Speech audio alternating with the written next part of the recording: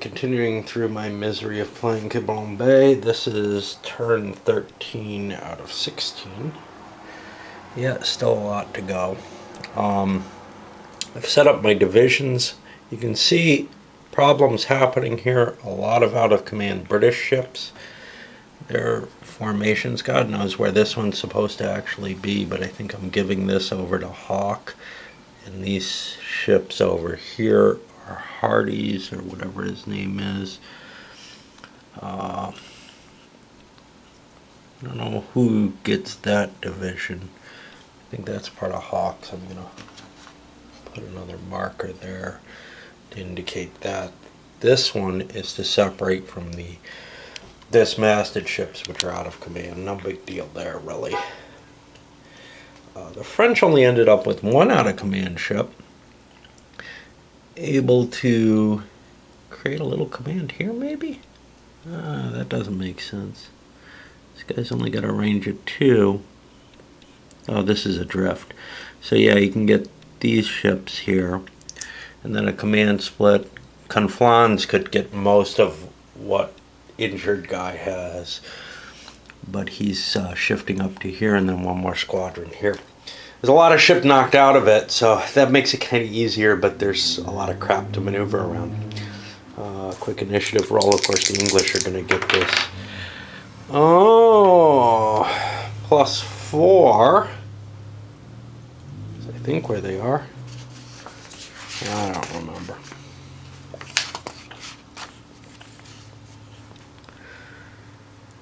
You add the command quality of the fleet admiral to the die roll. So yeah, they only actually get a +2. So I think the French get the initiative this time, and they'll get to choose what to do first. They could force the English to move, but chances are they want to take the activation now that things are engaged. French open up over here using their lead formation and sliding by and doing quite a bit of firing. Maybe not so much damage, but they've got this one vulnerable. This one's pretty hammered up. The truth, though, is rakes don't do that much. There's too much of a chance of them not succeeding, especially if you don't have, the audacity rating, because you're not supposed to be attacking. Your doctrine says you should be running away at that moment, essentially. So you can't win without shooting up the enemy, though, and that's the problem. If you don't turn and fight, you're going to lose the scenario, but there's no escape option available here. One thing they did do was get a very lucky shot, which took Hawk out and actually killed him. That's 7 bonus victory points. That's a pretty big swing there, taking him out of the game. It also takes a major facet out of the advantages that the Brits have. There's a number of cases, for example, the surrender of ships striking colors, where if he's not in the game, they just don't get his bonus. Now, he was applying a +4 before.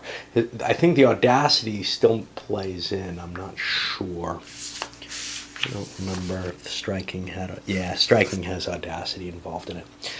So the Brits still have an equal chance of striking as the French do, but this is going to really impinge upon their ability to continue fighting, because they have a number of vulnerable ships that simply that big -6 on their strike roll is what was keeping them in the game. These guys, for example, as kind of just these floating firepower locations that I can't do too much about. I don't even really want to come in and hit them.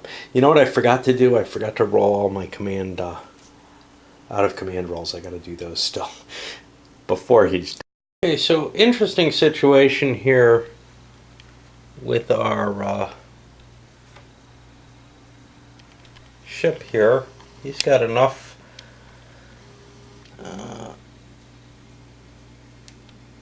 sail damage that he has no movement points, so he can sternway. Well, I roll a die for sternway, and he's supposed to drift. Supposedly, this can't cause a collision, but I don't know if he should be allowed to make his turn or not. I guess he should. This is basically the effect that you would get if he had succeeded in his command die roll, but he somehow avoided the collision. Because there was the collision opportunity there, he kind of automatically gets it. I don't know. The rules are not clear about this, but it seems the most likely, because a ship should be able to do an operation like that to try to regain some wind. Now he's only going to have one movement point next turn, none this turn, but yeah, at least he's moving. That audacity bonus, this little ship here, which only had one movement point, shooting at like range 4, which is fairly far away. He's a 4th rate because of damage. He ends up with a 5 as his base number. Well, but +2 for just being the English in this case, the audacity bonus. So that brings him up to a 7. And then he gets +1 on his die roll table. It wasn't hard. He managed to get 2 hull hits on a good roll. Sorry about that dizziness factor there. You know, I mean, it's really tough for the French. They can't fire at long range because they're outgunned.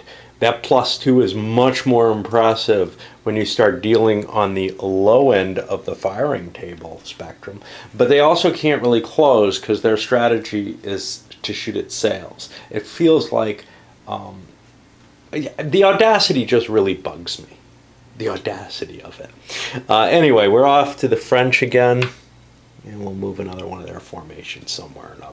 Flan's little squadron moved forward and they hammered the crap out of this thing, setting it on fire. It's dismasted. It's got all kind of problems. I think I cheated and fired a starboard broadside that I wasn't allowed to at it.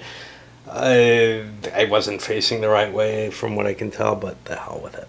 And this thing came up and tried to rake this sucker.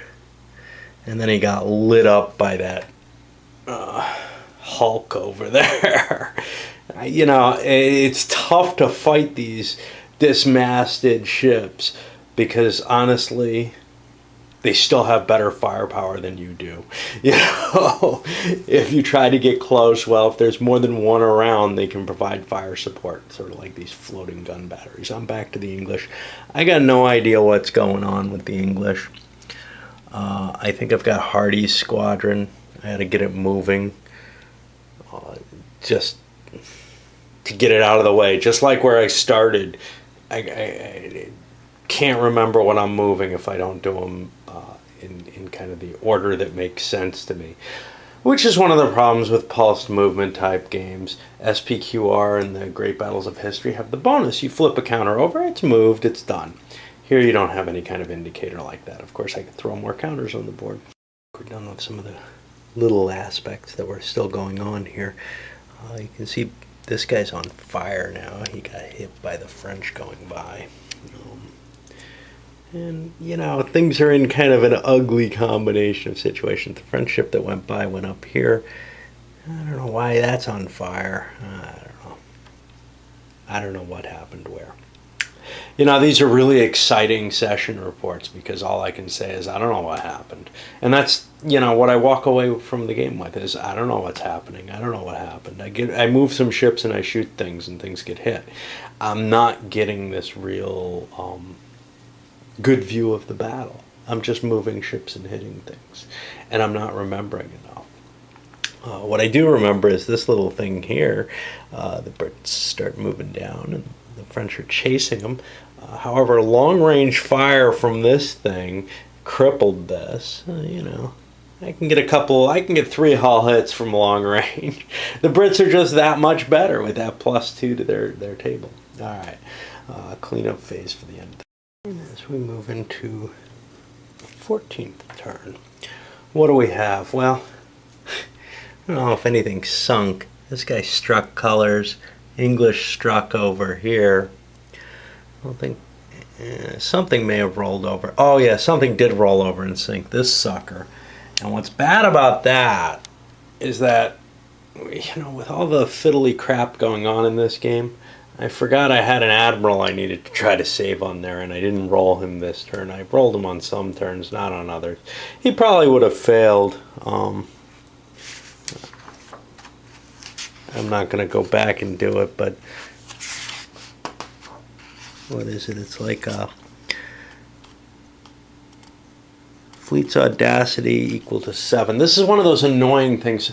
Much of the game is just, okay, you know, you have some base value that's very simple, like 0 or your audacity or, whatever. So usually you're having to roll your audacity and your command rating and under that or something like this. In this case, I'd actually have a pretty good chance, and I would have succeeded. Too bad he drowned.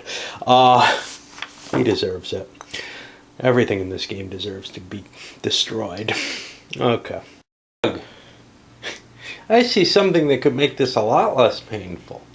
Make the battles a rule that I missed, but it makes the potential for the battles to be much shorter and could make sense for kind of, especially for the Minorca situation. It's this. The break-off check. I explained this when I talked about the rules, but I forgot it completely. As soon as a side has lost a vessel, it has to check to see if it breaks from then on. Now, the die roll is increased by the one side's audacity, which means, the English have a +2. They're never going to break on this scenario. Here's the total modifiers. Opposing fleet has more undamaged fleets and double undamaged ships. Minus fleet admiral quality if dead or captured. Okay, so there's a chance the English could break here. Let's start checking it now. Maybe I can get out of this damn thing. Okay, first of all, how many undamaged ships does each side have? The English have 1, 2, 3, 4, 5, 6, 7, 8. The English have 8 undamaged ships. The French, 2, 3. All right. So, the French are going to be at a -2 to their die roll. So if they roll a 2 or less, they lose this game. No, not that. What about the English? And both sides could break, in which case I guess it's a tie or you count points or something. So for the English, they have a +2, but a -4 because of the admiral they managed to lose. So they're also at a -2. Hoo-hoo.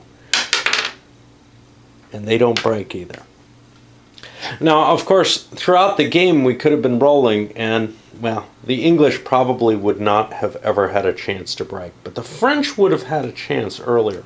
And if they had broken, that makes a significant effect. Yeah, this is all rules that we don't use, these initiative cards and crap like that, ship duels. But we are using several of the optional rules. And I thought this was... I just read this in a review or a session report by Dave Davies, I think, I'm not sure, from a while back. So yeah, this is the only way to win a substantial victory. Now, if both sides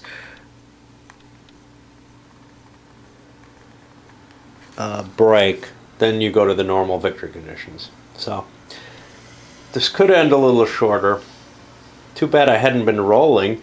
Probably from turn 1 on, well, not turn 1, probably running back through most of this, the French would have had, about a 20% chance of giving this sucker up because they had more damaged ships. And again, the French advantage versus the British advantage. The British advantage is they're going to crack your hull.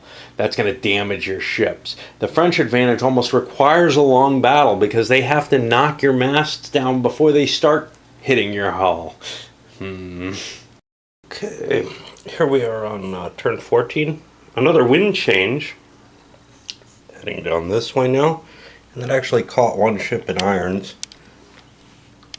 Other than that, well, the commands were hard to place. There aren't a lot of French ships, so they weren't in too much trouble for losing the leader.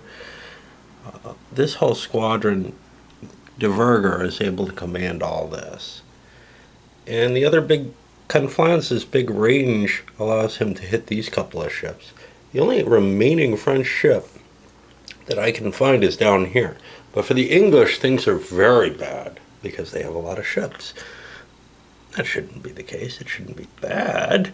I can create one quick command here, and I've divided that here.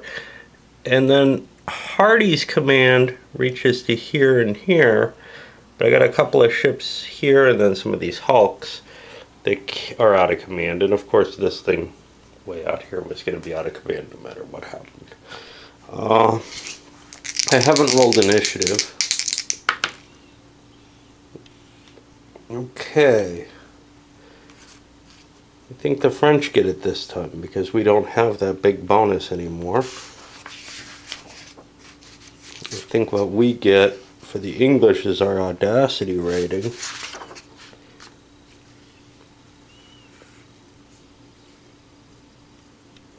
Yeah, which means we're equal to the French because their commander is a 2 as well.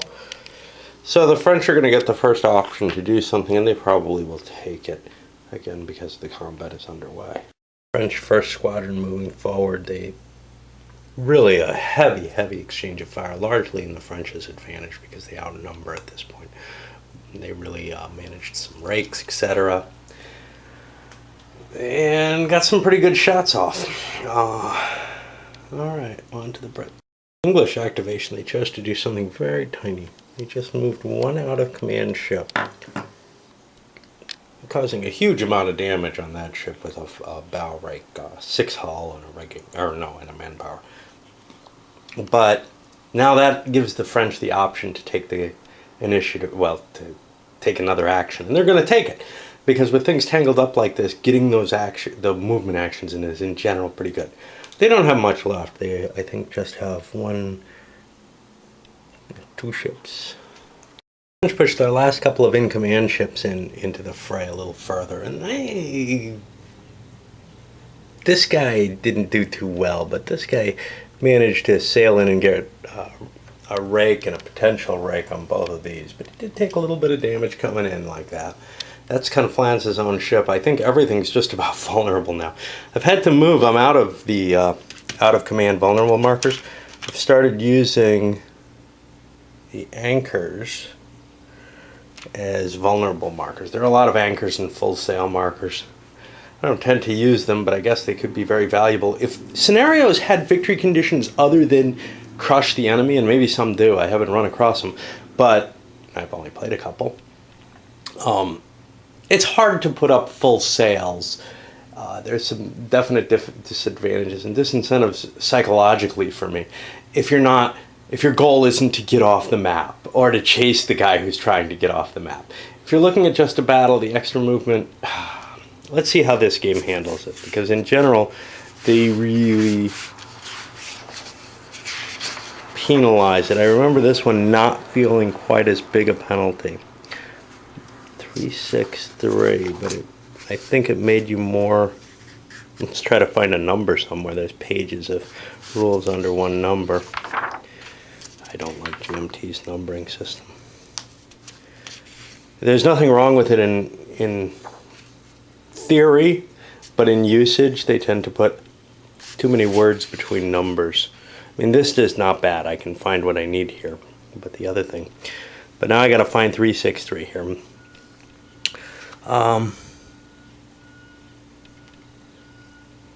They take more rigging hits. You add 2 to the die roll. That's dangerous, but it adds some movement allowance. Movement allowance isn't terribly important when you're in this kind of situation. Of course, really damaged ships with really damaged sails would love to put up full sails, but they're precluded from doing so for obvious reasons. There's not much left up there. Alright, so now it's pretty much all the British, except for this one out-of-command French ship, which will get to go after the next British, which means I think I want to run away from it. Largely untouched section of the English line. Well, they managed to open fire on this at longer ranges. This is the first shot fire for the Union, for example. It just hasn't even shot at all this game. These guys have been left out of the battle for the most part, but some big heavy guns firing at long range. Done some pretty hefty hits on this little guy. One thing I had was I tried to tack with this ship and I ended up in irons. I'm not quite sure what that means. I know it means I can't move any further this turn, but I don't know what the effect is for my next turn. And let's see. Ships that are in irons are considered adrift for grappling, 3.6.16. Yeah, that's fine. I'm wondering how I get out of irons.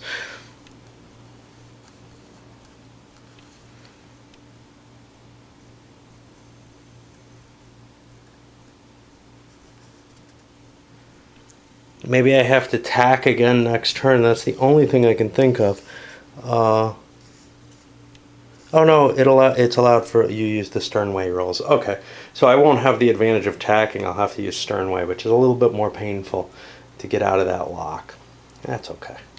Well, not a lot more done there. A couple of British ships that were out of command, moving them. These guys running kind of from the battle. Over here, and this guy was in irons. He's trying to back out of it. I don't know when he's going to be able to get into some kind of reasonable situation. The main fight is all up here now with all these wrecks in place. I've got the cleanup and end of turn stuff to do.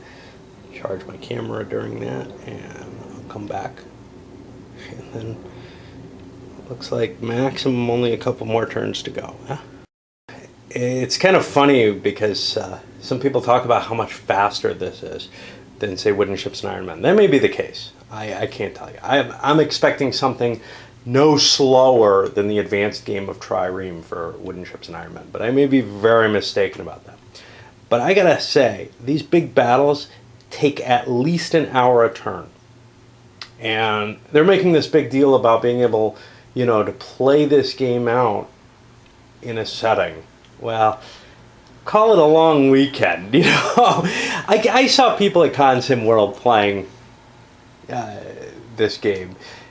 They were playing it over a couple of days at least per scenario. So if you want to do the bigger scenarios, you can't count on getting them done in a reasonably short amount of time, which is fine.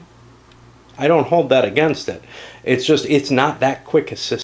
Here's a reason to use plexiglass. Yeah, it doesn't look too different from normal, but I had a bit of sweat on the board, tried to wipe it off, it stuck to my hand, whatever. Boom, everything went. I don't know if it's worth, it's going to take me an extra 20 minutes to fix these. It's not a terrible problem. I may not get everything right, but oh man. This may be the end of the game anyway. That's what really sucks here. I won't know until I fix everything though. Of course, while I'm trying to fix everything, I'm dripping more sweat all over the damn place and wiping the map more. It's just this horrible situation. It's getting warm here, and I don't know, there's a certain point where it happens. Damn camera's bugging the crap out of me. All unrelated to the game. But it's a lot more interesting than what I can talk about from the game as far as I'm concerned. I really have no idea what's going on here. And I don't know if it's worth fixing. That wasn't such a terrible fix. I don't think I got everything right. I think these were closer together, for example, but who the hell cares? I mean, they're just wrecks floating away. Some of the others, maybe somebody got damaged who wasn't before because it slipped from a different ship, but I doubt it. All right, so we finished the striking and sinking aspect. This guy went under. This guy struck. And it's funny, striking, if you're dismasted, is an issue. The range to an enemy firepower. But it's not an issue if you're just beat up. So you strike colors and you decide, I'm not running anymore. Even though, you're out here far away. That feels a little funny to me, but okay. I noticed one thing. A lot of the people who like the game house ruled away a lot of the rolls. Complex stuff like sailing through the same hexes as enemy ships, which is absolutely vital. You can't get point-blank range otherwise. The game no longer makes much sense if you start stripping away random rolls. And it's too complex to play as it stands anyway. Let's look. We had a few strikes going on up here, I think. I can get rid of this semi-vulnerable marker. I'll clean them up later. But now the question is, how many undamaged ships does each side have? Well, the French have 1, 2, Looks like 2. The English have 1, 2, 3, 4. They're going to get the 2 times modifier. So that means -2 for the French, +2 for the English, but -4 for their fleet quality. So both sides again are rolling on a 2. The French break. They lose. Now, this immediately led to something weird. I'd like to play out the rest of the battle, thank you, maybe. What happens if you lose? Well, the one place where that really matters, other than, hey, I'd like to see what a pursuit looks like, which is not resolved at all, is in the campaigning rules that come with Ship of the Line. They say if you're playing campaigns, ignore the fleet break rules, ignore turn limits. You play these suckers out until they end, whenever that is, which means they're potentially going to be very, very bloody.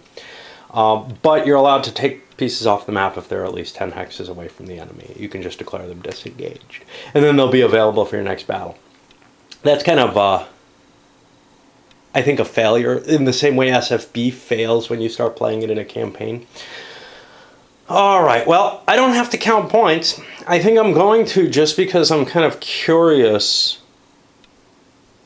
about it. Because, you know, when you go to the fleet break rules, wow, each player basically had an even chance of just winning this game off nothing. Now, does that really bug me? No, but if I was a more competitive player, it really would. And I see a lot of people house rule away that rule. They get rid of all the stuff that they didn't like about the game. But I don't know if they have a coherent game anymore. You know, if you don't... Okay, so the fleet breaking rule's fine. You end up with these bloody, more competitive battles, great. That doesn't bug me too much. But if you get rid of the pass-through, what does that mean?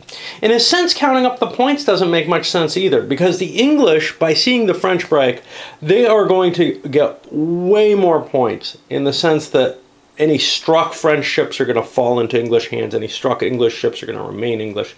So the point totals actually really don't matter.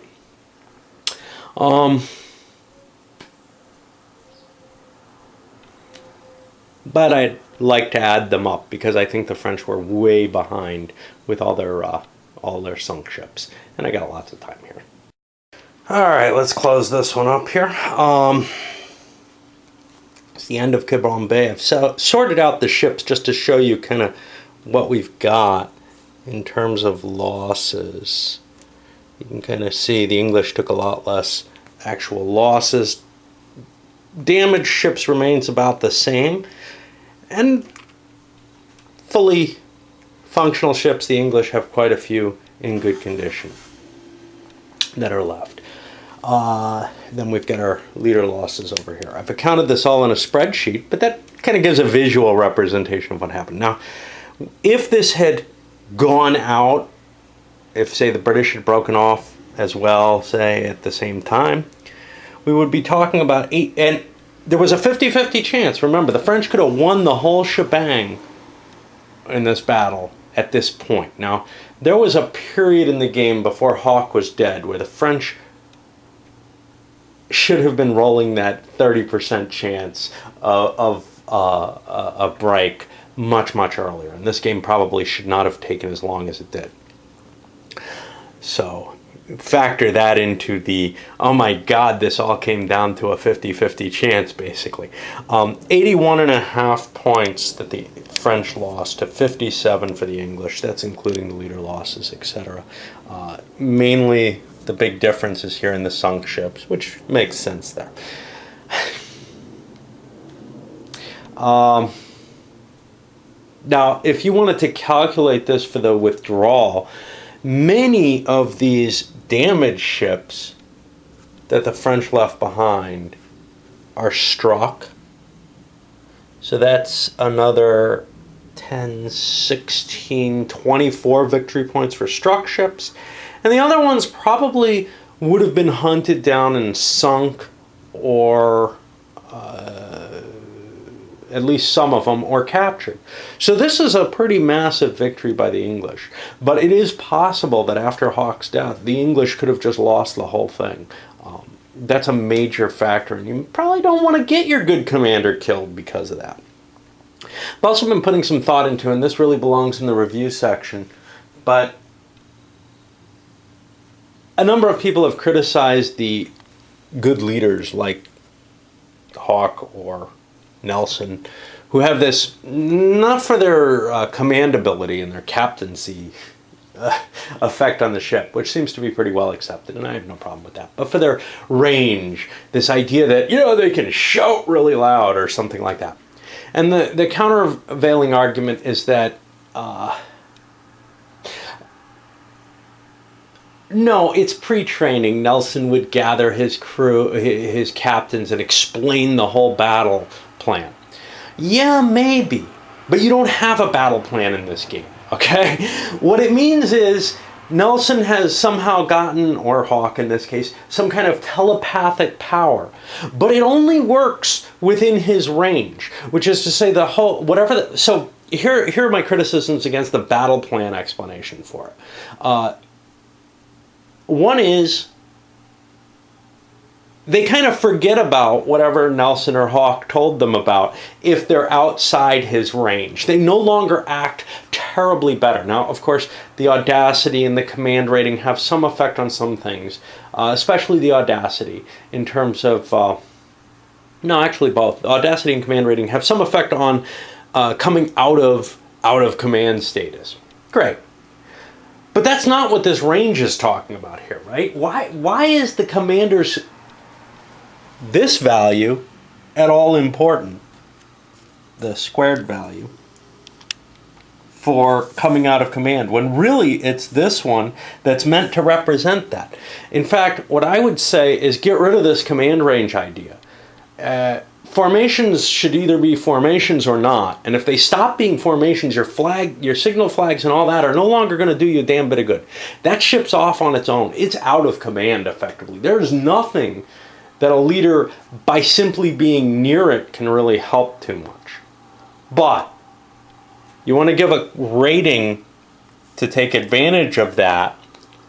The overall commander, and not the squadron commanders, the overall, although they could maybe substitute in to indicate something there of the battle plan still carrying over. The overall commander's pre-battle training and planning should be A, written down,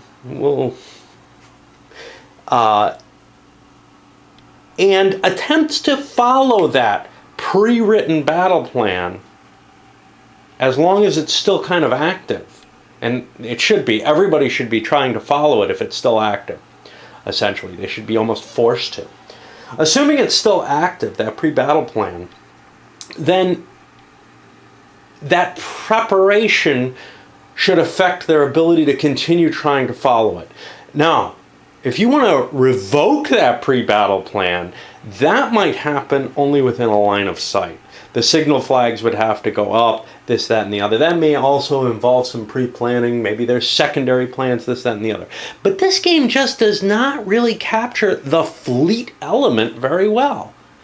It's sort of a ship game with some fleet command restrictions put on it. Kind of like Terrible Swift Sword here doesn't really reflect the command issues at Gettysburg the way Thunder at the Crossroads does, or presumably this Hallowed Ground. Although I've never played any of the regimental subseries. But in no way does this game really reflect those command attributes. You don't select a pre-battle plan. And in a sense, that's the real difference between, say, Nelson and his French opponent. Nelson was prepared for the battle, had a full plan out, and his ships tried to follow it. And where they got into the chaos, they had contingencies. They knew what they were supposed to be doing. Whereas the French had the follow the column, the very simple, because they weren't necessarily expecting the battle, and they didn't know how it was going to develop. They weren't the aggressor. And that's where the aggressiveness, the audacity value should come in. It shouldn't come in with yeah, I'm better at shooting you. Nah, the French crews were just as good at shooting as anything else. What they couldn't do was break their formation. That's the difference there. And yes, okay, maybe those little changes could affect how well you can shoot, but not to the effect that this game does. And it's those levels of failure.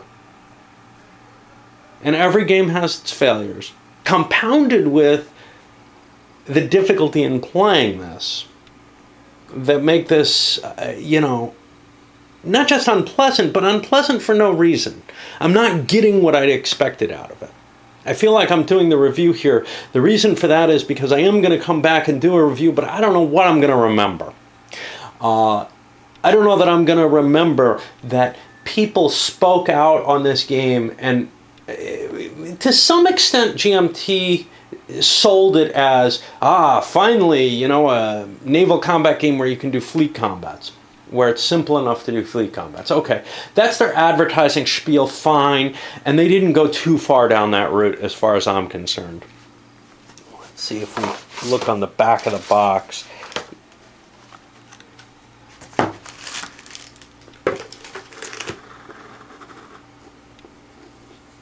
Play is fast, furious, and does not require of a pre-plotted movement. Already it sounded kind of like simple, instead of simple initiative and command system.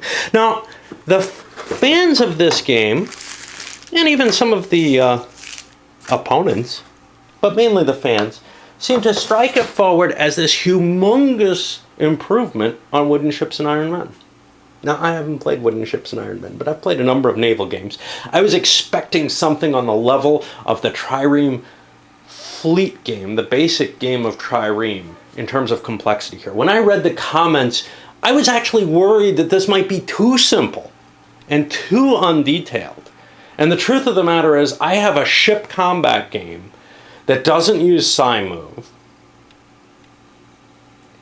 and adds a few command elements. To me, this, because of the lack of PSI-move, is actually a longer playing game. Certainly, the PSI-move as implemented in Fighting Sail, which somebody at least marked as the progenitor of this system. Certainly, that pre-plot is a lot easier than figuring out what you're going to do with your ships in this. You have far too much freedom in this to decide what your ships are going to do. The pre-plot takes almost no time in Fighting Sail. I would suspect that in Wooden Ships and Iron Men, the pre-plot is similar to something like Trireme, although actually maybe even simpler because you're not trying to, ram the enemy. You're just trying to make a maneuver that you think will trick them, and I've done that in Wings and in some other games. It feels very simple. Ironclads as well. It's not a difficult thing to do. At least if there aren't a lot of movement points. You scratch down a few moves. It would be painful to solo out a whole fleet action of that size. But then where do we go from there?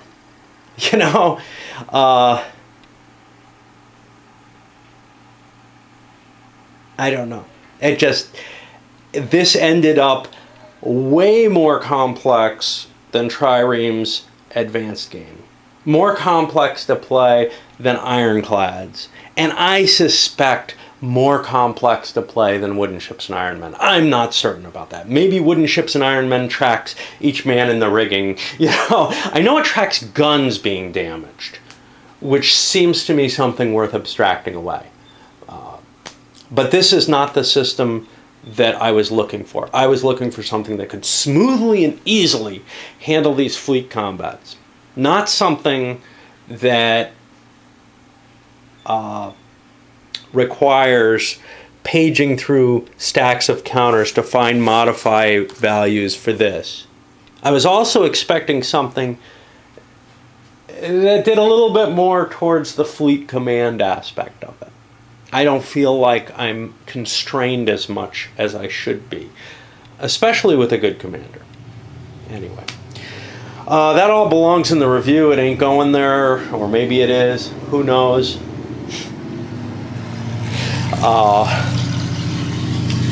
But I do want to give this at least one more shot in terms of trying it with everything on paper. I saw some players using ship minis, and you pretty much have to do it that way. with minis. I know that the cards, they probably work about the same way, except they allow you to reorganize your deck to fit the ordering of the fleets and squadrons and stuff, and then that would all work very nicely. I might make some slips or something instead. Cards seems like an overly large amount of work for what I'm planning on doing. I'm going to put this aside for a little bit. I want to get at least one different game done this weekend. I've got a review copy that has to get done, and maybe something else, just because I really don't want to face this right now. All right, up this one goes.